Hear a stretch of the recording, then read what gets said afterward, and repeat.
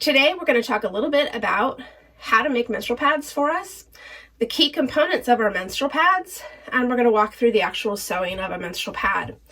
It's really important to understand the materials that you'll be working with as one of our menstrual pad sewists. So we're going to start today with a little bit about our fabrics.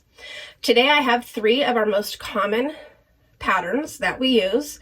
First, over here is our Luna Wolf. This is the Luna Wolf 8.5 inch pattern. And it is a typical pattern with wings.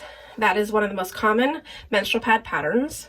The second pattern is this one, which is designed by Crafting Change. It's a diamond shape pattern. It was recently updated and modified by Mary Drudge to give us a little bit of extra room to apply our snaps. This is the easiest pattern to sew, and we recommend beginners start with this pattern. And then the third pattern we have was designed by Carol Grape of Crafting Change, specifically for Crafting Change, and it's a 10-inch pad. It's fairly easy to sew because the curves are very subtle, and it's a great pattern to make heavy pads with and for our older girls that are entering into our program. So we're going to start out with talking about the basic components of a handmade menstrual pad and how we here at Crafting Change make them. So we're going to start out first talking about the very top layer of the menstrual pad, which is the topper. And I'm going to use our 10-inch pad for demonstration purposes. This is a topper with quilting cotton. And you have 3 choices for the topper of your pad. Quilting cotton is a great and easy choice. A lot of us have it in our stash. We ask that when you pick a fabric, you pick something that is going to easily disguise blood stains. After all, this is the top of a menstrual pad. It is going to get stained over the 3 years that the girls use it. So we ask that you choose fabrics that will easily disguise blood stains. Choosing something with a lot of pattern in it.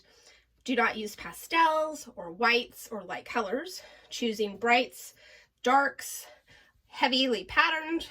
These are some really good examples.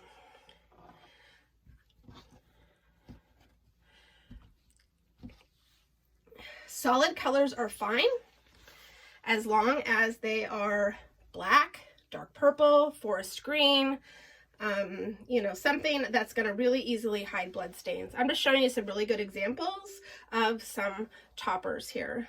These are going to really easily hide the blood stains. So these are fabrics that a lot of us have in our stash. A lot of us have some fun prints that we might have had a fat quarter of. You can easily get 4 pads from a fat quarter. So this is a nice purple batik that's going to hide the blood stains. So these are all great patterns. I did want to show you a pad that we have here. That's a nice flannel forest green. This is perfectly okay. It's going to easily hide the blood stains because it's darkened. So your choices are quilting cotton, flannel, any kind of flannel, or micro fleece. Micro fleece is not blizzard fleece or the fleece we use to make our winter items. Micro fleece is a very specific kind of fleece made for athletes because it wicks away moisture.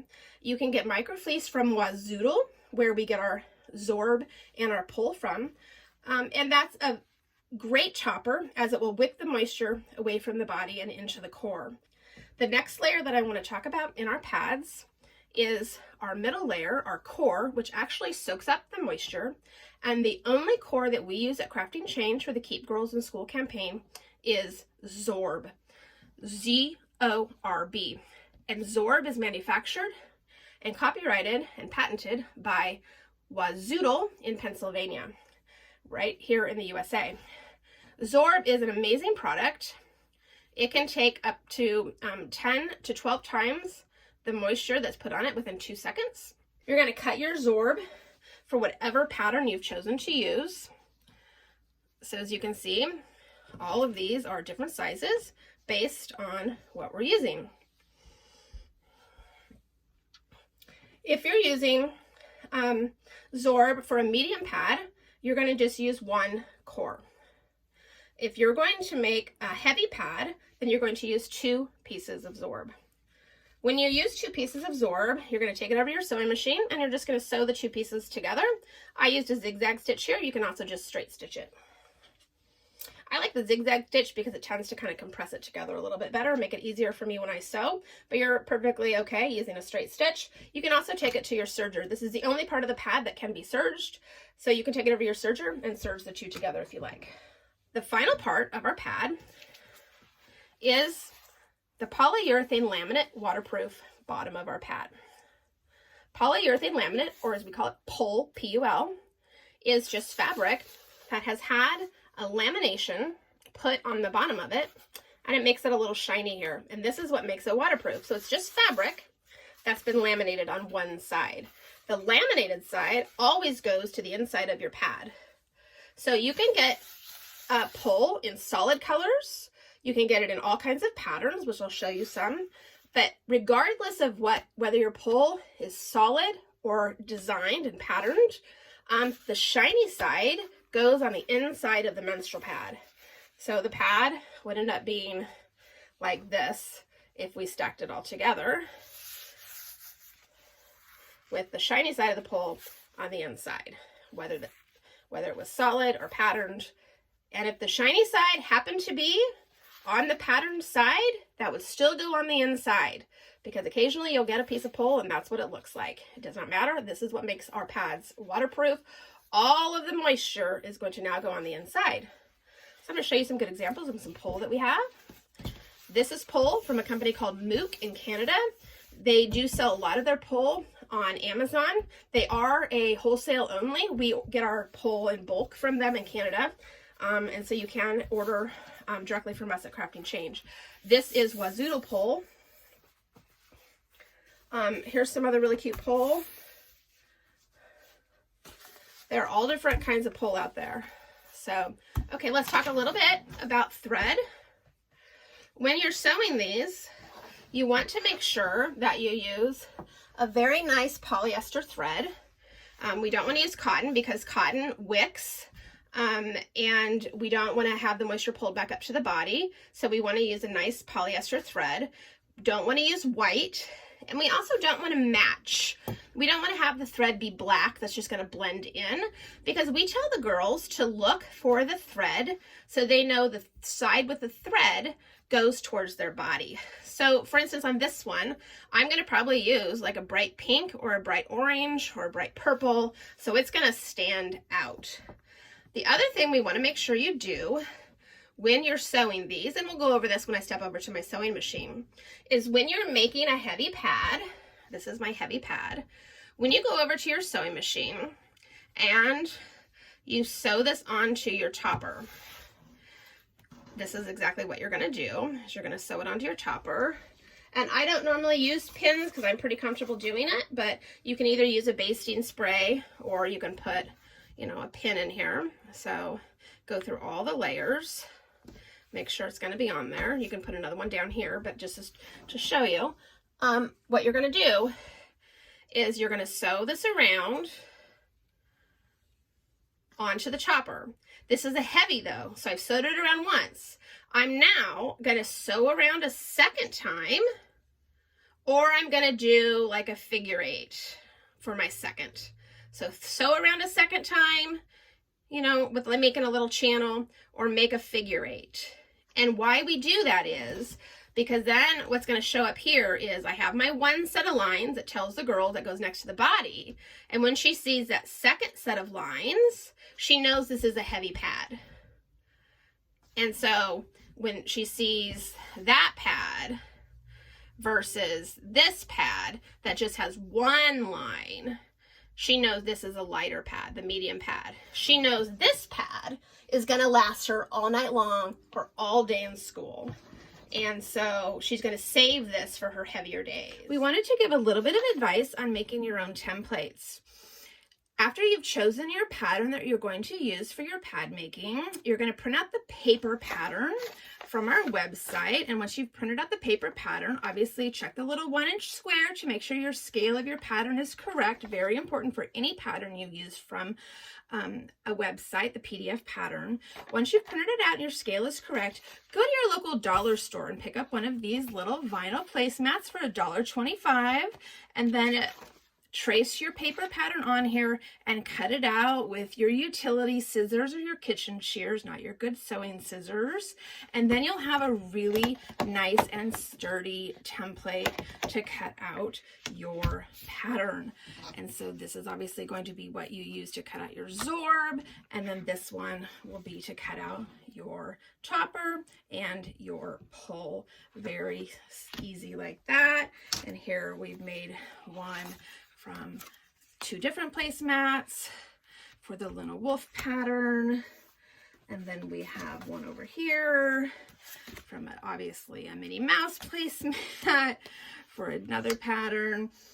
And then for the Luna Wolf pattern, because this pattern has been around for a long, long time, our friend Carolyn Gallivan, who's a member of our Facebook group, sells these awesome 3D templates, and she has them in all the sizes. I only happen to have the 10.25 inch here because I've actually given away all of the other sizes to Craftivists in our group. She sells all the different sizes and a set of all the sizes for the Luna Wolf pattern, and she'll give you a nice discount in her shop if you let her know that you're a part of Crafting Change. And so I'll have a link to that in the description of this video if you're interested in getting some 3D templates. Okay, I've got everything here I need to make one 9-inch heavy pad. We're going to need 1 piece of polyurethane laminate cut for the bottom, 1 piece of topper, and I'm going to use quilting cotton, 2 pieces of Zorb for our core. We're going to need 1 or 2 straight pins or basting spray, and I'm going to use straight pins. We're going to need a handful of sewing clips. We're going to need some polyester thread in a contrasting color. We're going to need our point turner to turn our corners out, and we're going to need some pinking shears. Okay, we're ready to begin sewing our heavy pad. The first step is we got to take our 2 pieces of Zorb and combine them together to make a heavy core. So we're going to stack them on top of each other, and if you're pretty confident, you don't need to pin them, but if this is your first set of pads, I would pin them together. And pin them in a place where you're not going to have to remove the pins while you do your sew. Pretty thick layers, so make sure you get all the way through.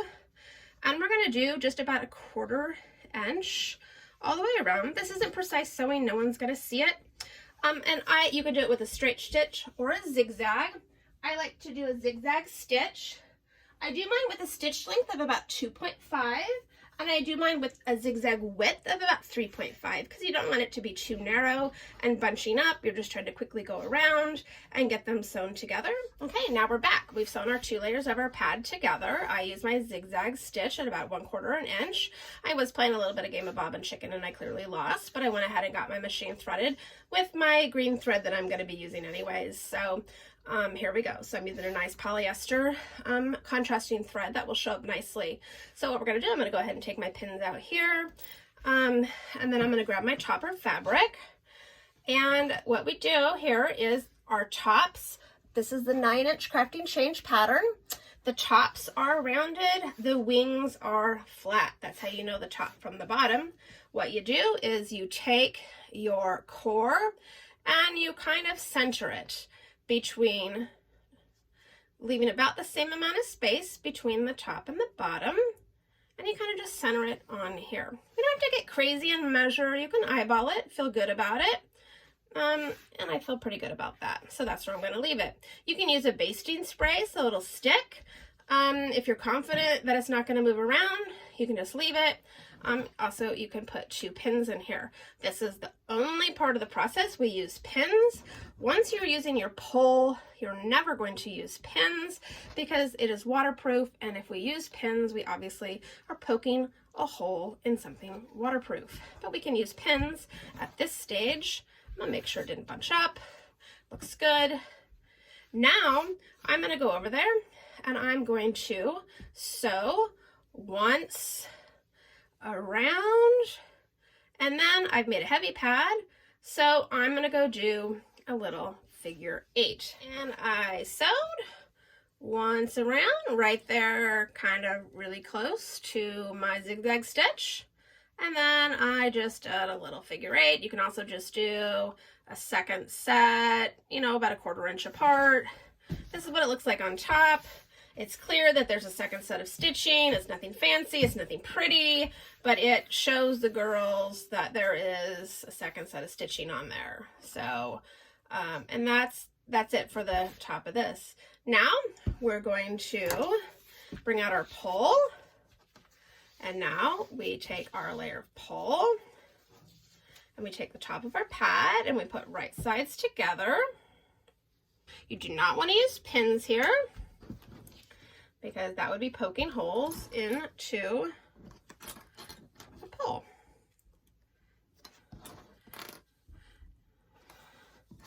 You need to leave one area open. You can leave it open on a side here. You can leave it open here.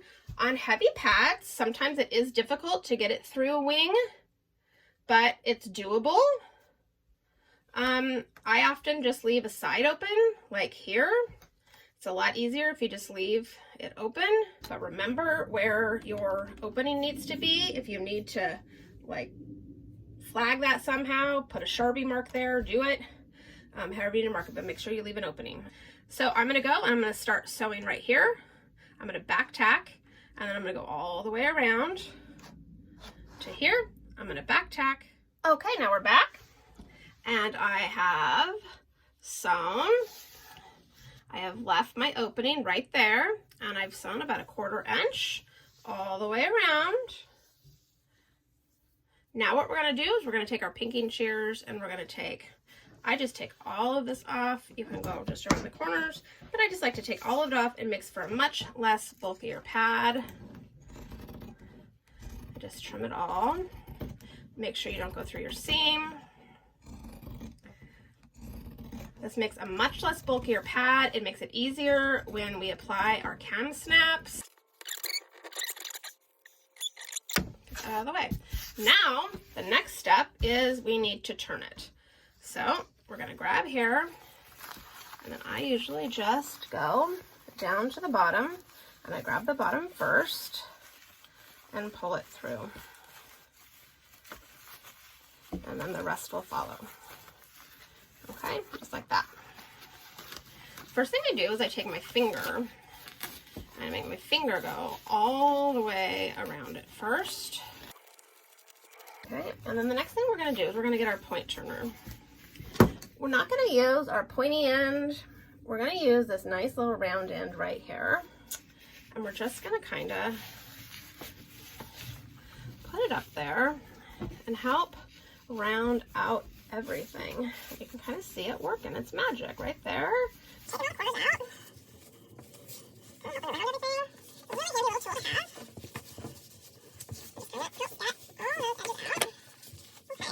And now, because we have pole here and an iron will melt our pole, we're just going to kind of use our fingers.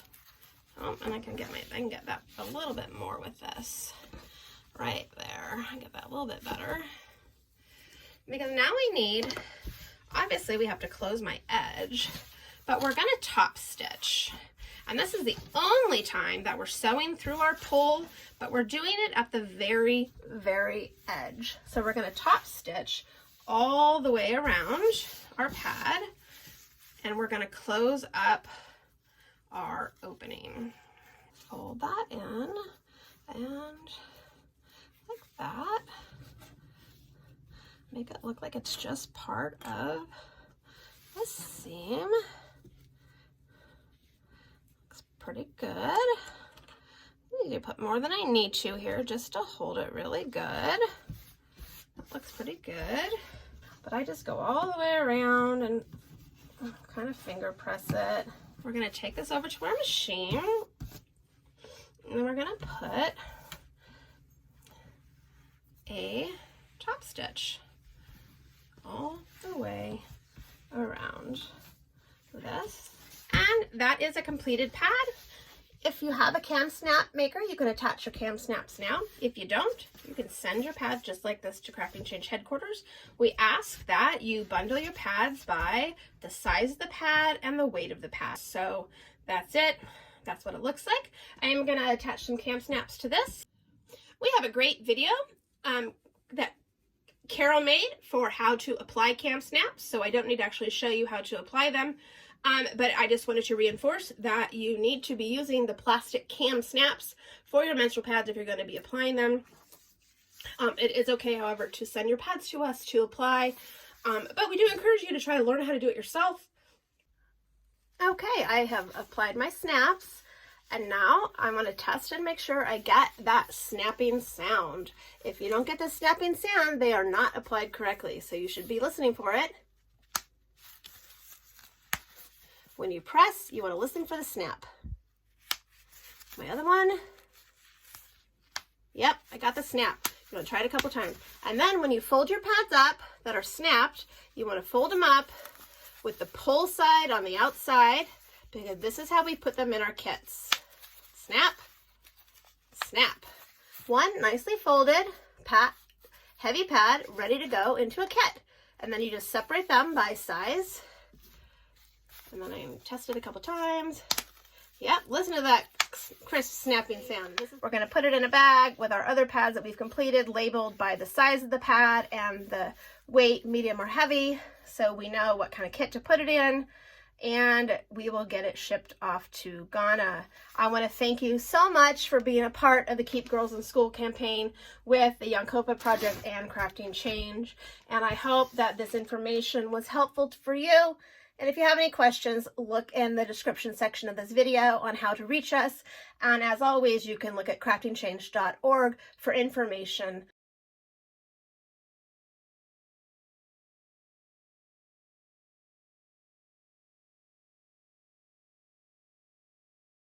All right,